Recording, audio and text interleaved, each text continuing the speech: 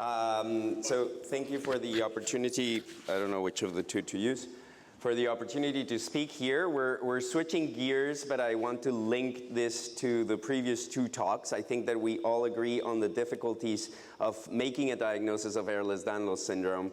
And I stand here as one of the people involved in that initial stages of diagnosis and in trying to clarify what are the underlying molecular bases. A lot of people ask us as geneticists, what is the point of making a diagnosis ultimately if it's not going to change things? But I want to emphasize that knowing the cause for a particular problem is just the beginning to identify treatments that are targeted to the problem as opposed to managing the symptoms. And that's the importance. Maybe the effects are not going to be as immediate. I think that we have covered a lot of the issues on this slide. The one thing that I would like to emphasize is that research has identified that in general, there's a problem with the molecules that make up the extracellular matrix. So we have to think of our cells as being embedded in a three-dimensional mesh that has to have something holding them together. And that something is the connective tissue and the extracellular matrix that is formed by these elastic fibers and by collagens, and that make sure that the tissues have the appropriate elasticity to allow us to have adequate range of motion, but also to go back into place and to hold the joints together, so to prevent dislocations. In terms of the composition, we have major players. There's fibrillar collagens, which we will talk about a lot. And here we have an example of a fibrillar collagen. And as you can see, they wind up to form these bundles that you will hear me talk about in terms of the skin biopsy and what it is that we're looking in those bundles, and that are better seen on electron microscopy. Then there's the microfibrils that are made up of at least 8 different proteins, and that means that there's at least 8 different genes that are going to be coding for those proteins. And the glucosaminoglycans, which are sulfated proteins, and sulfur is very important. If any of you recall your biochemistry classes, disulfide bonding allows proteins to bend together and stay in that bend state and to have a certain amount of elasticity. So some of the disorders have problem with sulfation. In terms of the fibrillar collagens per se, there are 3 types that are dear to us in the connective tissue world. Collagen type 1, which is primarily expressed in the bone, in the skin, and in the sclera, which is the white part of the eye. Collagen type 1, mutations in collagen type 1 are typically associated with osteogenesis imperfecta, or brittle bone disorder. However, there are some mutations in this collagen that can lead to flexible tendons and an EDS phenotype without necessarily fractures being a prominent feature. However, that is another part of the question that one would need to ask patients when you expand the differential to all the types. Collagen type 3, which is the one implicated in the vascular type EDS, is very important for the vessels, for the stability of the vessels, and for the hollow organs. And then collagen type 5, which is the main player for classic EDS, types 1 and 2, according to the previous classification, is expressed throughout the extracellular matrix and also in the cornea. So there can be certain findings in the eye, such as keratoconus, that we have not discussed because it's not always a prominent feature, but it's something that perhaps we should document also in our intake forms. There are proteins that modify or interact these components of the extracellular matrix. We saw some in Dr. Meng's list. Plot 1 is a lysyl hydroxylase, so this is another necessary change. To go back to the basic mechanisms, you have the DNA coding for a particular protein, and then that protein has to go to a area of the cell, the Golgi, where it's modified and folded so that it can serve its function. Changes in the proteins can be due to a change in the structure of the protein itself or by changes in its modification. And lysyl hydroxylase is one of these enzymes very involved in the adaptation of the proteins to their final function. Then you have another one, ADAMTS2, that cleaves collagen, so you need to cut out a part that is only needed while it's being made, so it's a processing enzyme. And we have tenacin X, that Dr. Meng also alluded to, that it's a difficult to characterize player, and we're going to see why. Again, I think that the criteria have been explained quite a bit, and the degree of hypermobility, we all agree, is variable and changes with age.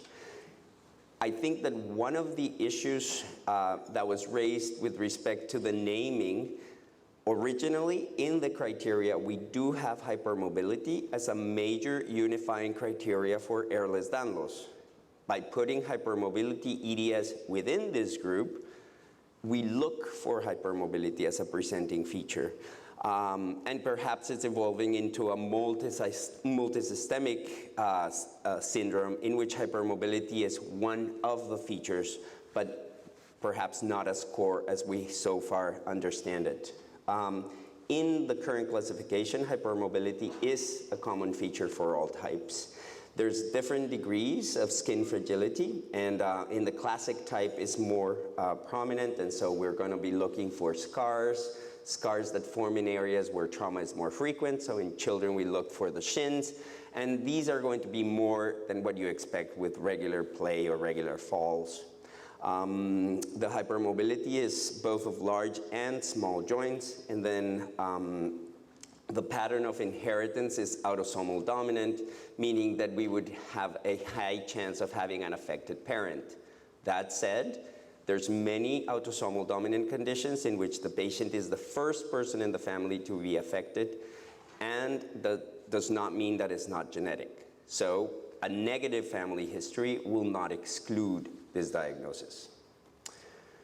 When we're faced with a patient that may have EDS, we have different possibilities in terms of diagnosis. So first, the clinical assessment. Second, looking for biochemical changes or structural changes. Because it is a little bit more invasive, in children we tend not to do as many skin biopsies as have been described in the literature. The other problem is you need to have somebody that is familiar with the changes in the skin and that is going to be looking for them, knowing exactly what they're targeting. And you need to have a full thickness biopsy, because even the authors of the classic papers on the skin findings say that if you only go to the superficial layers of the dermis, you may miss them. So here we have a collagen bundle, and remember that I had showed you all of those fibrils very tightly arranged, and these would all be normal. And in classical, you see these cauliflower, like flower appearing disorganized fibers. Another feature that you can see in the periphery of the fiber is that the size of the fibers varies a lot, and there are some that have abnormal shape. If you have a good dermapathologist and you have a good biopsy, this may help with the diagnosis and may give you further evidence that you're dealing with this diagnosis. Not finding it does not exclude it, because it's not present in all patients with EDS. There are a few laboratories in the world that still do biochemical testing of collagens. It is somewhat cumbersome because you have to label the protein as it's made, and the way they used to label it, now we may have other diagnostic techniques. They're not appearing in the literature yet, but originally you would use carbon-14 as your marker. You feed the cells with this carbon, they have to incorporate it into their proteins, and therefore when you run the protein in a gel, you can see it by a radioactive band that appears on the X-ray. If you run it against controls, and so here in this lane, the C's appear as controls, the P's would be different patients, and as you can see indicated by the arrows, this patient has an abnormal migration of collagen here, this patient has an abnormal migration of collagen here, and this is collagen type 1, alpha 1 chain. So there are abnormalities on the biochemical level of how the collagens are produced that can be identified in these studies. In North America, the only lab that is offering this service clinically is Dr. Peter Byers in Seattle, and in talking to him, it seems like it's going to phase out when he phases out of the lab. And so it is a test that if we feel that it's important, we should set up with new techniques so that we can do it. As I said, it's somewhat time-consuming. In Europe, the laboratory of Dr. De Pape and Malfay does do these analyses, as far as I know, on a research basis. And then finally, the molecular analysis. So in the molecular analysis, you're sending DNA from the patient to the lab, and they're going to read the sequence and tell us if there's a change of a particular nucleotide, a particular letter, that means that either no collagen is produced or an abnormal type of collagen is produced. In classical EDS, depending on who you read, 50 to 90% of the patients, and the 90 comes from a report by Dr. Malfay and De Pape, but even in the gene reviews that they publish, they go back to stating about a 50% pickup rate in the classic type. So about 50% of patients that would present with hypermobility, atrophic scars, and very extensible skin would have changes in this gene. Because there's overlap with the hypermobility type EDS, I have been sending testing for this collagen in our patients that present to the clinic. If you ask our trainees and if you're telling them how to answer a board question, you are not to test molecularly a patient with EDS hypermobile type because the molecular bases have not been determined. So we're already practicing a little bit out of the guidelines for testing, and I'll explain to you why. There are some patients that have been identified to have mutations in tenascin X. Tenascin X, as we have told you, I'll tell you a little bit more about tenascin X, leads to an autosomal recessive form of EDS, meaning that you would have to have two copies. In this case, you have two unaffected parents or mildly affected parents that have a child that is more severely involved. There's marked skin extensibility, easy bruising, and joint laxity, but there's not as much atrophy of the scars or poor wound healing. These patients can have overlapping symptoms with the hypermobile EDS, such as severe diverticular intestinal disease, the mitral valve prolapse, and obstructive airway disease that would fall into the diagram that Dr. Franco Mano discussed and into the symptoms that Dr. Meng was following. Carriers of tenascin X mutations can have a dominant form of this disorder. So, sorry about the flipping. The hypermobility type EDS is our most challenging diagnosis from a genetics perspective. The reason? We have not identified a molecular cause in the majority of patients. There's generalized hypermobility, less involvement of the skin, and significant joint pain as we described, and in most cases follows an autosomal dominant pattern of inheritance with variability. So not always the children are as severely affected or as mildly affected as the parents. There have been some mutations found. There's a mutation described in collagen type 3 that was associated to a patient with hypermobility type EDS. The caution here is that one report in the literature does not make an absolute statement, and it could have been that this patient eventually developed the vascular fragility that is more typical of the vascular EDS. Vascular EDS is our most dreaded form of diagnosis, and for this reason, testing would make sense in order to rule out the consequences of rupture of the vessels and hollow organ fragility. There is, in the typical descriptions, a lack of subcutaneous fat with wasted appearance and bruising and visible veins. So the majority of patients with vascular EDS have mutations in collagen type 3. And the mutations in collagen type 3 can be identified either by sequencing the genetic material from the blood or by taking cells, again, in the skin and looking for the migration of type 3 collagen. So two different ways. The good news for vascular EDS is that the mutation detection rate is pretty high. So a negative test will have excluded 97% of the possibilities that it is vascular EDS. And that gives us significant reassurance in terms of the severity of this syndrome. Going into rarer forms that we sometimes consider in the diagnosis that may not be the main topic of today's meeting, but that inform us about other forms of hypermobility. We have Kyphoscoliotic type. In this one, there's joint laxity, hypotonia, and scoliosis. So these patients end up needing to have rotting of their spine early on during childhood so that to prevent further curvature of the spine. This one follows an autosomal recessive pattern, meaning the parents are not affected. And there is a biochemical marker in the urine that can help with the diagnosis. There's arthrochalasia, in which there's significant joint hypermobility present since birth. In addition, there is other findings such as the doughy redundant skin, umbilical hernia, and you can see the most typical finding at the time of diagnosis, which would be early at birth, is the dislocation of the hips. So these babies have their joints, particularly of the lower extremities, bent and out of the sockets early on, and they have some contractures. This is caused by a particular mutation in collagen type 1, one that takes out a certain area of the protein that is very important, and it skips this exon 6, and that leads to an abnormal collagen being produced. Dermatoparaxis, which is the one caused by ADAMTS2.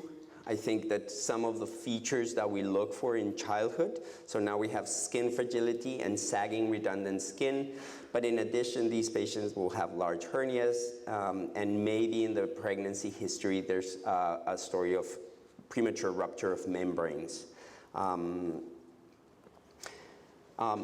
These syndromes that are listed here, and going back to Dr. Francomano's comment about a number of syndromes with EDS, these are EDS-like. They're not necessarily EDS syndromes per se, but we have progeroid type, musculocontractural, spondyloepimetaphyseal dysplasia Beighton type, periodontal forms of EDS.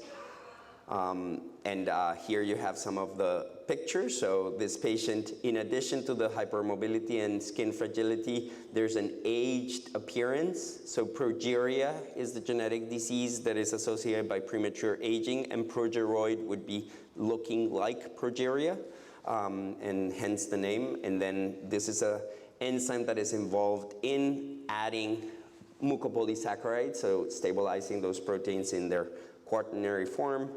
There's the Beighton type, in which these patients are very stiff at birth. They actually have hand contractures and feet contractures, but eventually evolve towards being very flexible.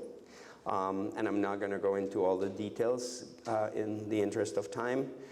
But there's also the skin fragility, the easy bruising. So this is a patient that we follow at Sick Kids.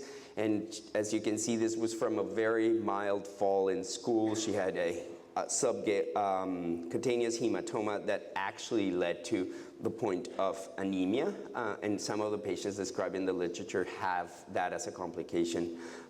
So it is pretty significant, and they have the atrophic scar, so it needs to be considered in the differential for these patients.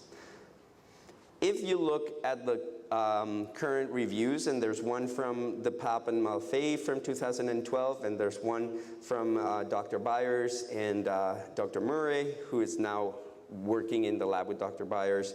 There are multiple EDS, and we go back to the initial tables that you have seen, so a classical type, a cardiac valvular type, hypermobility, and so on, with many genes.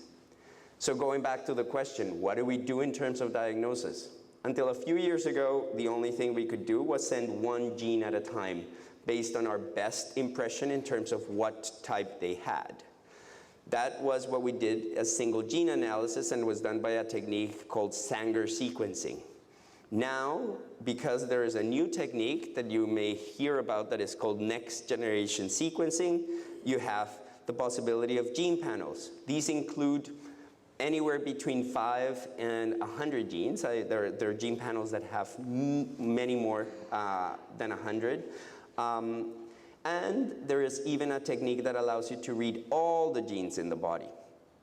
The more you read, the more information you get, and the more you risk getting information that you may not know how to interpret. So there's some word of caution about sending these very comprehensive tests.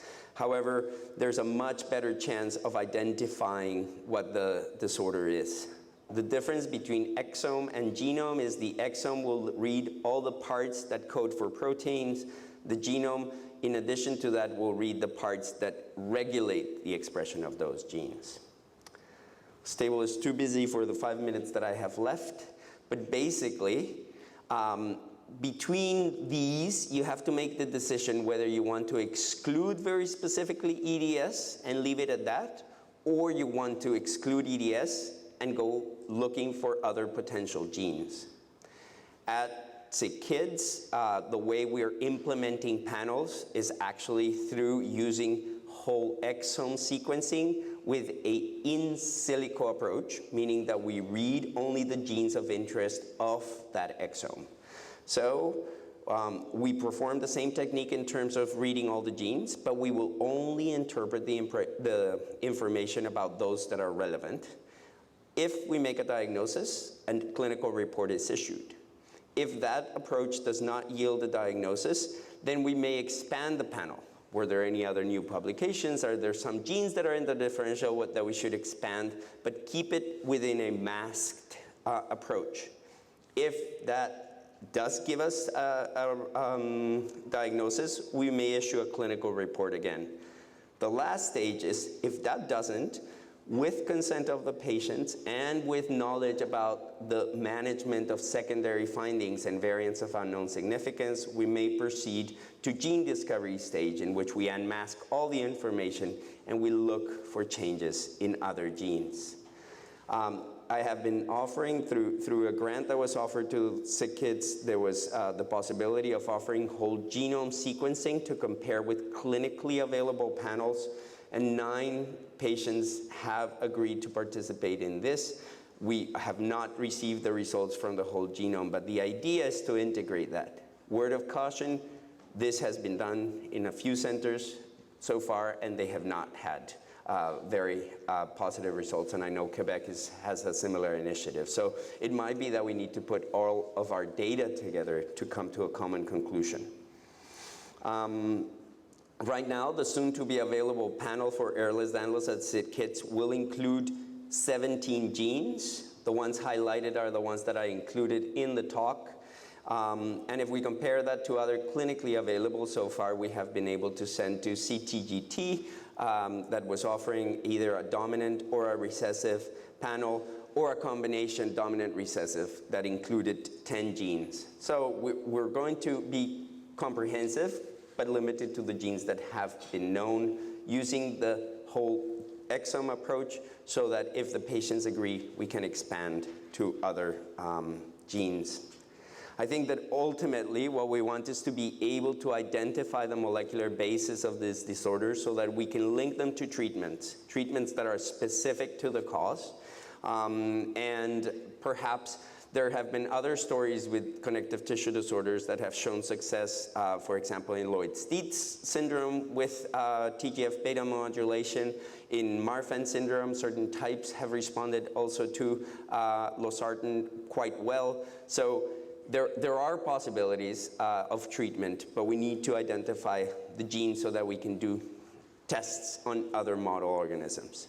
And of course, this, together with all these efforts that are being done by all the other centers. And we have been, with Dr. Meng mentioned the Wasser Pain Clinic. There's a sister or parallel organization at SickKids, and Dr. Gordon has made sure that we have common meetings in which we are going to try to adopt the same intake adapted for children, and we can all collaborate and offer similar services throughout the spectrum. Right now, the challenge is SickKids cannot see patients above 18, and as you saw from the range of ages of Dr. Meng's study, the Wasser Clinic doesn't see patients under 18. So we have this moment of transition that is posing a challenge for us.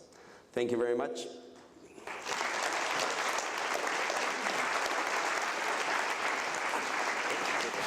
Any questions for Dr. Mendoza? 1, 2. Oh, 2, 1. Okay. Just while our questioner is coming to the microphone, I just want to point out that this morning a miracle has occurred. With a technical glitch, we actually started the first speaker nearly 15 minutes late. 3 physicians have spoken, and we're actually ending on time.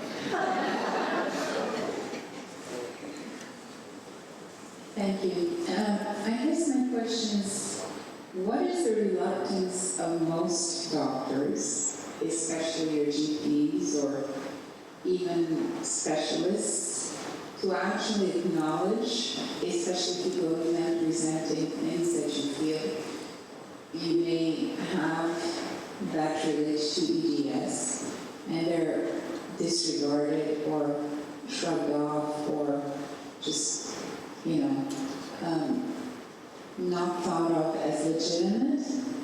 Is it because it's just too daunting, or they don't have enough information, but it makes it very hard for the patient? I think that you raise a very important point, and that we're preaching to the choir here.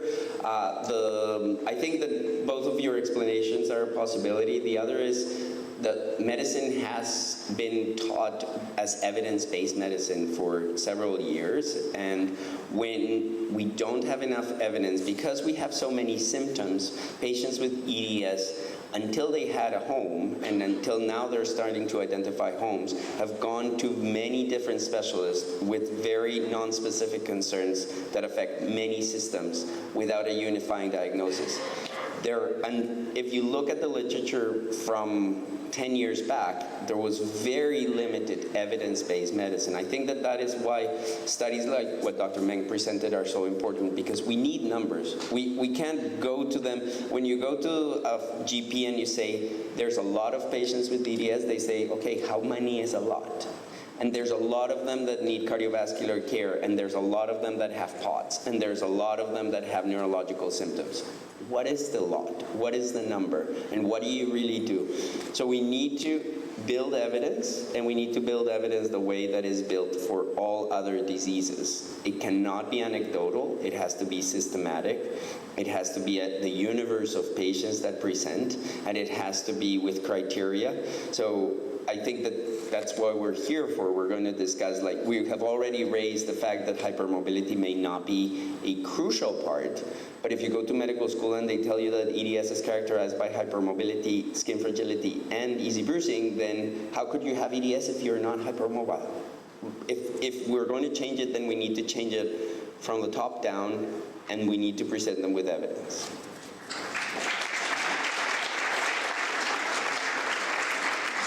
So just the second part of this would be is, if you need the evidence, you need the patients, and if the patients aren't being referred for evidence, it's a bit of a dog chasing its tail. I think that the organization and this meeting it's the second one, and I think that definitely Dr. Frank Romano and Dr. Henderson have been seeing patients with EDS for a number of years, and I guess your population has grown over time. It's a matter of time. It's a matter of visibility. I think that what you're doing here by spreading the word is great. Yes, yes, that is true. Actually, I had it. I think this back 2 generations in my daughter, but I was very surprised that you mentioned the keratoconus, because my son had it at 17. Should he be tested, or is it just part of the spectrum? So, in questions about individual patients are very hard to answer in this forum. I think that if there is a molecular change identified in the family and the patient can be tested for that, then yes. Genetic testing is very good for excluding a condition for which we know the causative mutation. Testing somebody for all the genes without knowing what the cause is in a person that's affected will not give us very good information. And we have some instances in which the changes are not 100% related to the disease. So there wasn't time to go into the caveats of genetic testing, but there are changes of changes. There are changes that are clearly pathological. There are some changes that maybe, and then you test the family members, and the family members, some have the change and don't have the change, but then you have to go see if the people that have the change have the symptoms.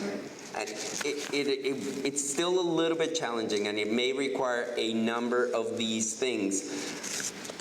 Things that we haven't discussed today is the implications from an insurance perspective. Until we have a Canada non-discrimination policy, somebody receiving a diagnosis of EDS may not have an advantage if they don't have life insurance and may be discriminated against. So if they don't have symptoms and they're not going to get better services, it might be better not to give the diagnosis.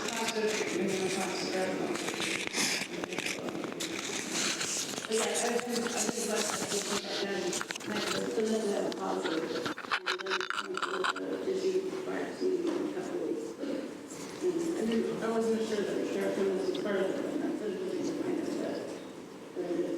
Okay, thanks very much. And thank you, Dr. Mendoza.